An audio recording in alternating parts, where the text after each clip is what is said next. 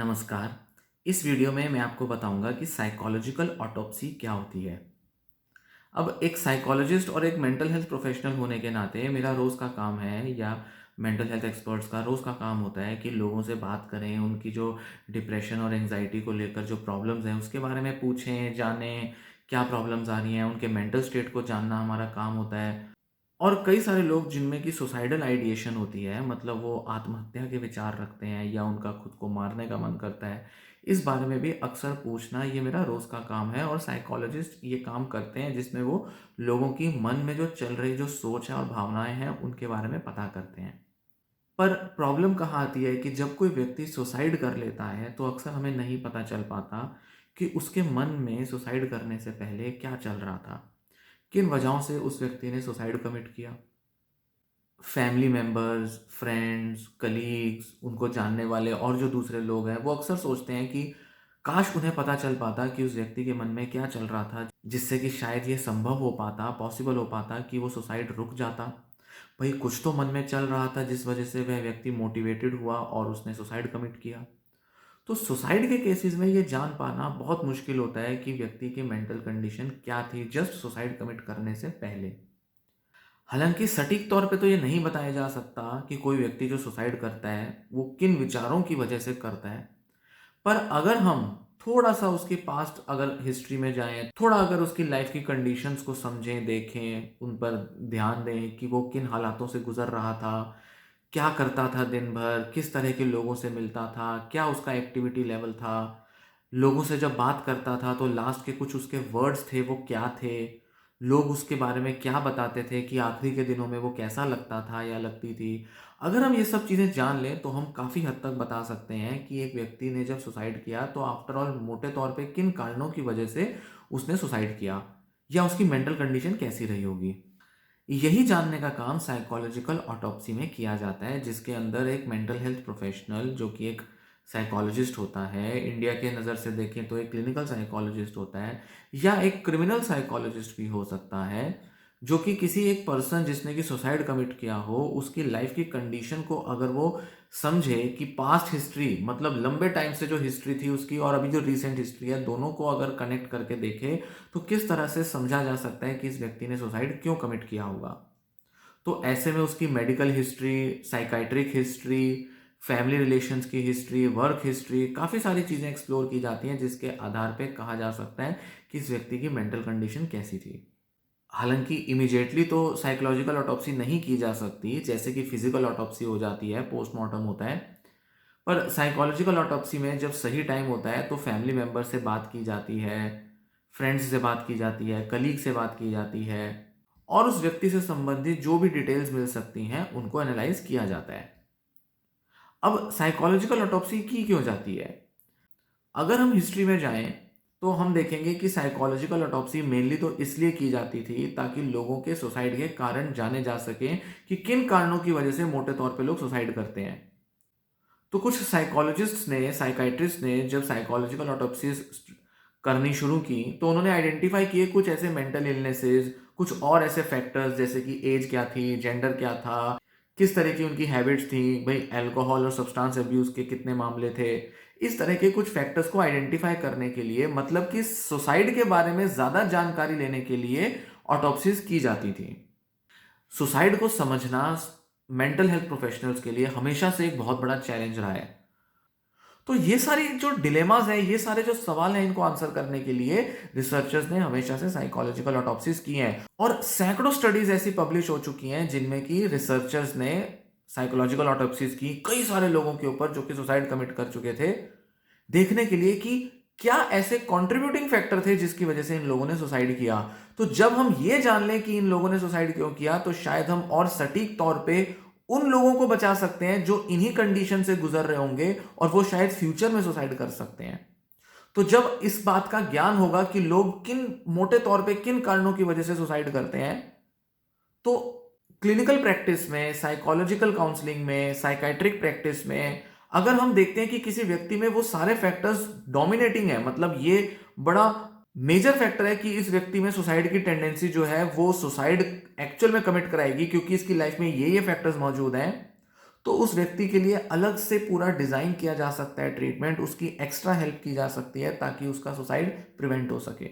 तो suicide prevention एक बड़ा रीज़न रहा है कि साइकोलॉजिकल ऑटोप्सीज़ की जाती हैं ताकि सुसाइड को स्टडी किया जा सके। साथ ही साथ जैसे-जैसे साइकोलॉजिकल ऑटोप्सी की जो रिसर्चेज़ थी वो एडवांस करी, ये कॉन्सेप्ट एडवांस किया, तो क्रिमिनल इन्वेस्टिगेशंस में भी इसका इस्तेमाल किया जाने लगा। मतलब कि अगर कोई व्यक्ति मरा हुआ पाया गया है और ये कहा जा रहा है कि इसने सुसाइड किया होगा, तो क्या हम उस पर्सन की साइकोलॉजिकल ऑटोप्सी करके ये आइडेंटिफाई कर सकते हैं कि उस व्यक्ति की लाइफ में क्या ऐसे फैक्टर्स मौजूद थे कि वो सुसाइड कर सकता था? और अगर वो सुसाइड नहीं कर सकता था, तो चांस बढ़ जाते हैं कि शायद वो मर्डर होगा। जैसा कि आपने रिसेंटली देखा होगा 2 साल पहले 2020 में सुशांत सिंह राजपूत ने सुसाइड किया था, जैसा कि मीडिया में कहा जाता था, पुलिस ने भी रिपोर्ट किया था। पर जब उसके बारे में इन्वेस्टिगेशन की गई तो साइकोलॉजिकल ऑटोप्सी भी परफॉर्म की गई देखने के लिए कि क्या चांसेस थे कि सुशांत सिंह राजपूत सुसाइड कर सकता था। तो बहुत सारे ऐसे स्पेकुलेशंस आ रही थी, बहुत सारे ऐसे डाउट उठ रहे थे कि शायद सुशांत सिंह राजपूत ने, एसएसआर ने सुसाइड ना किया हो और उसका मर्डर किया गया हो और फिर बाद में उसको पंखे से लटका दिया गया हो। तो ऐसे केसेस में बेटर तरीके से एनालाइज करने के लिए ऐसे फैक्टर्स को स्टडी किया जा सकता है कि बताया जा सके कि क्या यह व्यक्ति सच में सुसाइड कर सकता था या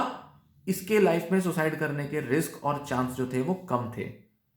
तो क्रिमिनल इन्वेस्टिगेशंस को एड करने के लिए, हेल्प करने के लिए साइकोलॉजिकल ऑटोप्सीज की जा सकती हैं और की जाती हैं। एक और कारण बनता है साइकोलॉजिकल ऑटोप्सी को करने का, मेडिकल नेग्लिजेंस को आइडेंटिफाई करने के लिए। कई बार ऐसा हो सकता है कि कोई पेशेंट जैसे कि साइकेट्रिक हॉस्पिटल में या किसी डिपार्टमेंट में एडमिटेड होता है और उसकी डेथ हो जाती है और हॉस्पिटल अथॉरिटीज़ कहती हैं कि उसने सुसाइड कर लिया, उसको साइकेट्रिक बीमारी थी। पर फैमिली मेंबर्स को ये शक हो सकता है कि पेशेंट की पहले ऐसी कोई हिस्ट्री नहीं थी और पेशेंट बिल्कुल ठीक दिखाई दे रहा था। हो सकता है कि वो रिकवर कर रहा हो या हो सकता है कोई भी ऐसी कंडीशन रही हो। तो ऐसे में ये चेक करने के लिए कि कहीं मेडिकल नेग्लिजेंस तो नहीं है, कहीं डॉक्टर्स ने किसी तरह से लापरवाही तो नहीं बरती, क्या ट्रीटमेंट ठीक से दिया जा रहा था या नहीं, कहीं पेशेंट के साथ हॉस्पिटल का स्टाफ या वहाँ के डॉक्टर्स गलत तरह से तो बिहेव नहीं कर रहे थे, मैलट्रीट या मिसबिहेव तो नहीं कर रहे थे उसके साथ, और क्या पेशेंट की पुरानी कुछ ऐसी रीसेंट हिस्ट्री थी जिसमें उसने सुसाइड अटेम्प्ट किया हो या सुसाइड के बारे में वो बात करता हो, या कहीं ऐसा तो नहीं कि मेडिसिन के ही गलत इफेक्ट्स हो गए हों, मेडिसिन को ही गलत तरह से प्रिस्क्राइब कर दिया गया हो जिससे कि सुसाइड की टेंडेंसी पेशेंट में बढ़ गई। तो ऐसे कई सारे डाउट्स को क्लियर करने के लिए एक सुसाइड से मरे व्यक्ति के ऊपर साइकोलॉजिकल ऑटोप्सी की जा सकती है देखने के लिए कि उसका जो सुसाइड है वो रियल है या वो किसी तरह से मेडिकल नेग्लिजेंस की वजह से हुआ है। क्योंकि कई सारे ऐसे फैक्टर्स हैं जो कि देखे जा सकते हैं जिसकी वजह से मेडिकल नेग्लिजेंस के फेवर में चीज़ें ज़्यादा जाएं बजाय कि पेशेंट के अपने कुछ साइकोलॉजिकल स्ट्रेस की वजह से हुए सुसाइड के फेवर में। नेक्स्ट एक रीज़न बन जाता है साइकोलॉजिकल ऑटोप्सी का, वो होता है कि मेडिकल इंश्योरेंस के क्लेम्स को जस्टिफाई करने के लिए या इंश्योरेंस कंपनीज जो कि डेथ की जो रिपोर्ट्स होती हैं उनमें इंश्योरेंस देते समय साइकोलॉजिकल ऑटोप्सी करा सकते हैं ये देखने के लिए कि जो मौत हुई है व्यक्ति की वो सुसाइड से हुई है या वो किसी और रीज़न की वजह से हुई है। हालांकि इंडिया में तो ये जो साइकोलॉजिकल ऑटोप्सी है इस वजह से इतना कॉमन नहीं है, पर बाहर के कई देशों में, वेस्टर्न नेशंस में इंश्योरेंस कंपनीज अक्सर ऑटोप्सी कराती हैं जब भी उनको कभी ऐसा डाउट होता है या वो सस्पेक्ट करती हैं कि किसी व्यक्ति की जो मृत्यु है वो शायद सुसाइड की वजह से हुई हो। इसी के साथ कई बार साइकोलॉजिकल ऑटोप्सीज तब भी कराई जाती हैं जब किसी, मान लीजिए किसी जेल में या किसी और ऐसे इंस्टीट्यूशनलाइज्ड किसी सेंटर पे जहाँ पर कि कोई व्यक्ति काफ़ी समय से रह रहा है या उसको वहाँ किसी वजह से एडमिट किया गया है और ऐसा क्लेम कर दिया जाए कि उस व्यक्ति की जो मौत है वो सुसाइड से हुई है, तो हो सकता है फैमिली मेंबर्स या उनके जो भी रिलेटिव्स हैं या कोई भी ऐसी लीगल अथॉरिटीज़ हो सकती हैं जो इस क्लेम को, उस इंस्टीट्यूशन के क्लेम को चैलेंज करना चाहें कि वो सुसाइड से नहीं, शायद वो किसी और वजह से उसकी मौत हुई है। तो उस केस में भी इन दोनों पॉसिबिलिटीज को कंसिडर करते हुए यह देखना जरूरी हो सकता है कि क्या सच में उस व्यक्ति की मौत जो है वो सुसाइड से हुई है या वो किसी और सर्कमस्टेंसेस में हुई है, उसका कोई प्लान्ड मर्डर किया गया है, या कुछ ऐसे केसेस में साइकोलॉजिकल ऑटोप्सी जरूरी हो सकती है। तो क्या मेथड यूज किए जाते हैं जिससे कि साइकोलॉजिकल ऑटोप्सी की जाती है? सबसे पहले तो जो व्यक्ति है जिसने सुसाइड किया है उसकी कुछ डेमोग्राफिक इंफॉर्मेशन यूज़फुल होती है। मतलब उसका एज, जेंडर, ज्योग्राफिकल प्लेस, कहाँ वो रहता था, कब से वहाँ रह रहा था, किस तरह का जॉब करता था, मैरिटल स्टेटस क्या है, फैमिली स्टेटस क्या है, फैमिली में कितने लोग रहते थे, अकेला रहता था, क्या था, ये सारी चीज़ें देखी जाती हैं, जो कि काफ़ी बड़ा एक सिग्निफिकेंट फैक्टर हो सकते हैं किसी पर्सन के सुसाइड रिस्क को प्रिडिक्ट करने में, उसको जस्टिफाई करने में। मतलब कह सकते हैं कि कोई व्यक्ति अगर माइग्रेट करके किसी नए शहर में रह रहा है, तो एक बड़ा चांस है कि वो व्यक्ति वहाँ स्ट्रेस्ड में होगा, जिस वजह से शायद उसने सुसाइड किया हो। तो एक बड़ा एक पोटेंशियल फैक्टर आइडेंटिफाई हो सकता है।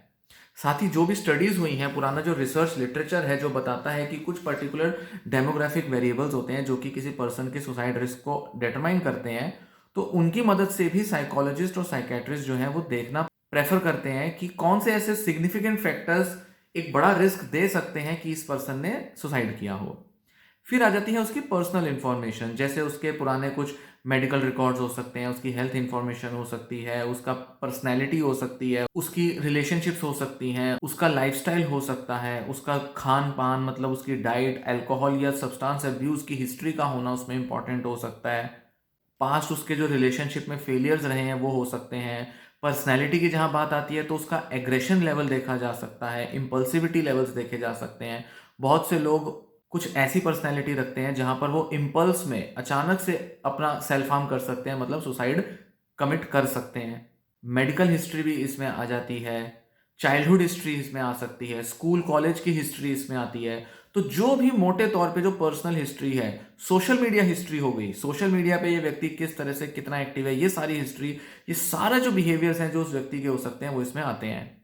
फिर होती है सेकेंडरी इंफॉर्मेशन, मतलब सेकेंडरी सोर्सेज, जैसे कि दूसरे लोग क्या कहते हैं, दूसरे लोगों का ओपिनियन क्या है इस व्यक्ति के बारे में, कहाँ क्या लिखा गया है, कहाँ क्या कहा गया है इसके बारे में। तो फैमिली से मिलना, फ्रेंड से मिलना, कलीग्स से मिलना, कुछ पुलिस रिकॉर्ड्स हैं या नहीं, मेडिकल रिकॉर्ड्स क्या हैं इसके, बाकी लोग इसके बिहेवियर के बारे में क्या कहते हैं, रिसेंटली अगर ये कहीं एडमिटेड था तो वहाँ के लोग क्या कहते हैं कि ये कैसा बिहेवियर था इसका, किस तरह का इसका लाइफस्टाइल रूटीन रहता था। तो दूसरे सोर्सेज जो एक्सटर्नल सेकेंडरी सोर्सेज हैं, वहां से जो इंफॉर्मेशन ली गई है वो इसमें आ जाती है। पर ऐसे में एक रिस्क रहता है कि बहुत से लोग जो एक पर्सन के बारे में कुछ बताते हैं वो अक्सर एक बायस्ड इंफॉर्मेशन दे सकते हैं। इसे स्ट्रक्चरल बायस कहा जाता है, मतलब जो सोर्सेज ऑफ इंफॉर्मेशन है जहां से कि जानकारी ली जा रही है, क्या वो जो जानकारी है वो अपने में बायस्ड हो सकती है, उसके बायस्ड होने के चांस है।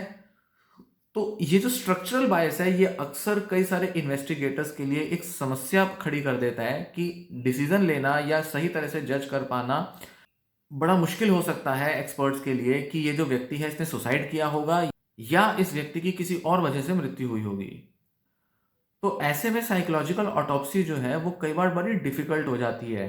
क्योंकि उसके ऊपर पूरे तरह से बिलीव करना मुश्किल होता है एक्सपर्ट्स के लिए कि जिन फैक्टर्स की वजह से ऐसा सोचा जा रहा है या माना जा रहा है कि सुसाइड का ही रिस्क रहा होगा या व्यक्ति ने सुसाइड ही किया होगा, इस जजमेंट या इस डिसीजन पर पहुंच पाना क्योंकि बहुत डिफिकल्ट होता है, इतने बायस्ड सोर्सेज होते हैं इंफॉर्मेशन के, इसलिए केवल स्पेक्यूलेटिव वे में, प्रोविजनल वे में ही कहा जा सकता है कि इन इन वजहों से ज्यादा चांस है ये कहने के कि इस व्यक्ति ने सुसाइड किया होगा। हालांकि डॉक्टर्स पूरे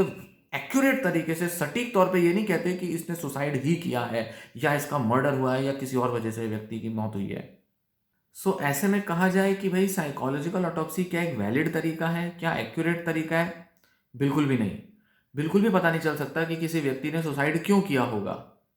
क्योंकि बिल्कुल एक्चुअल वे में बता पाने के लिए तो भाई उस व्यक्ति की मौजूदगी ही इंपॉर्टेंट है, और वो व्यक्ति खुद तो मौजूद है नहीं। हाँ, ज्यादा से ज्यादा इसमें हम कह सकते हैं कि उस पर्सन का सुसाइड नोट काफी हद तक हेल्पफुल हो सकता है, पर कई बार सुसाइड नोट भी सस्पेक्टेड होता है, शक के दायरे में आ जाता है कि कहीं ये सुसाइड नोट जोर देकर तो नहीं लिखवाया गया, क्या ये सुसाइड नोट जो व्यक्ति ने लिखा है अपनी मर्जी से लिखा है, क्या सही मेंटल स्टेट में लिखा है, क्या एकदम सुसाइड करने से पहले लिखा है या बहुत समय पहले लिख दिया था। तो सुसाइड नोट को लेकर भी काफी सारे डाउट्स कई बार खड़े हो जाते हैं, पर फिर भी सुसाइड नोट सबसे सटीक तरीकों में से एक होता है बताने का कि उसके अंदर व्यक्ति ने अगर लिखा है कि वह क्यों अपनी जान ले रहा है, किस वजह से उसको सुसाइड करना पड़ रहा है, किन सर्कमस्टेंसेस में वो सुसाइड कर रहा है, किसको दोषी ठहराता है अपने सुसाइड के लिए, अगर ऐसी कोई जानकारी मौजूद है तो उसी के बेसिस पे ज्यादा एक्यूरेटली बताया जा सकता है कि सुसाइड क्यों हुआ होगा, किस मेंटल स्टेट में वह पर्सन था उसमें, क्योंकि सुसाइड नोट में उसका मेंटल स्टेट काफी हद तक रिफ्लेक्ट कर सकता है। पर फिर भी कारण के बारे में जो लंबे समय से चले हुए आ रहे हैं या जिन कारणों ने उस व्यक्ति को एक्चुअल में मजबूर किया सुसाइड करने के लिए, ज्यादातर केसेस में वो नहीं पता चल पाता। तो इसलिए साइकोलॉजिकल ऑटोप्सी कोई वैलिड तरीका नहीं है कि हमें बिल्कुल गहराई में जाके एक्यूरेटली पता चल जाएगा कि इस व्यक्ति ने क्यों सुसाइड किया। सिर्फ एक स्पेक्युलेटिव आंसर होगा, या ये कह सकते हैं कि कुछ ऐसी कंडीशंस हैं, पोटेंशियल कंडीशंस या फैक्टर्स हैं जो आइडेंटिफाई कर लिया जाएगा, जिसके बेसिस पे कहा जाएगा कि हाँ, चांसेस आर हाई, चांसेस ज़्यादा हैं कि सुसाइड हुआ होगा, पर श्योरिटी से कोई नहीं कह सकता।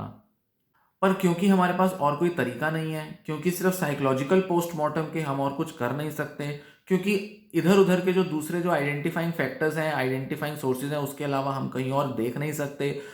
इसलिए हमारे पास और कोई जरिया नहीं है जानने का कि किसी व्यक्ति ने सुसाइड क्यों किया होगा। पर फिर भी अगर हम कहें कि कुछ ना पता होने से तो कुछ पता होना बेटर है, तो ऐसे में हम कह सकते हैं कि साइकोलॉजिकल ऑटोप्सी यूजफुल हो सकती है, खासकर कि एक व्यक्ति की फैमिली मेंबर्स के लिए, उसके जो जुड़े हुए लोग हैं जो कि ये जानना चाहते होंगे कि भाई ये सुसाइड क्यों हुआ, मर्डर था या सुसाइड था, खासकर कि जैसे क्रिमिनल केसेस में ही मोटे तौर पे हम देखेंगे कि किया जाता है, ताकि मीडिया में जो गलत धारणा फैलाई जा रही है, मीडिया में अगर किसी पर्सन के ऊपर बहुत डाउट है और उसको लेकर बहुत स्पेकुलेशंस उठाई जा रही हैं, क्रिमिनल केस की इन्वेस्टिगेशन को बेटर डायरेक्शन देने के लिए और मीडिया में जो एक गलत परसेप्शन आ रहा है उसको बेटर करने के लिए साइकोलॉजिकल ऑटोप्सी काफ़ी हद तक हेल्पफुल हो सकती है। तो किसी व्यक्ति के मरने के बाद उसकी जो एक सोशल प्रोजेक्शन की जाती है, सोशल इमेज दिखाई जाती है, उसको बेटर तरीके से रिफाइन करने में काफ़ी हद तक हेल्पफुल हो सकती है साइकोलॉजिकल ऑटोप्सी। तो जैसा कि हमने देखा कि रिसेंट जो केस आए हैं इंडिया में, जब साइकोलॉजिकल ऑटोप्सी की गई है तो वो क्रिमिनल केसेस में ही की गई है, जैसे कि सुशांत सिंह राजपूत का केस था। कुछ ऐसे हम कहेंगे कि लोगों के मन में ऐसे रीजंस होते हैं, क्यूरियोसिटी होती है, जिसकी वजह से हम कर सकते हैं और मोटे तौर पे एक पिक्चर क्लियर कर सकते हैं या एक रिफाइन कर सकते हैं अपना परसेप्शन कि ऐसा ऐसा हुआ होगा। इसी बेसिस पे साइकोलॉजिकल ऑटोप्सी जो है वो की जाती है और शायद एक लिमिटेड पर्पस ही सर्व करती है साइकोलॉजिकल ऑटोप्सी। तो ये जानकारी आपको पसंद आई हो तो इस वीडियो को लाइक करें। ये जो मैंने जानकारी दी अगर आपको यूज़फुल लगी हो तो और लोगों के साथ भी शेयर करें और चैनल भी सब्सक्राइब करें अगर चैनल आपने सब्सक्राइब नहीं किया है तो। धन्यवाद।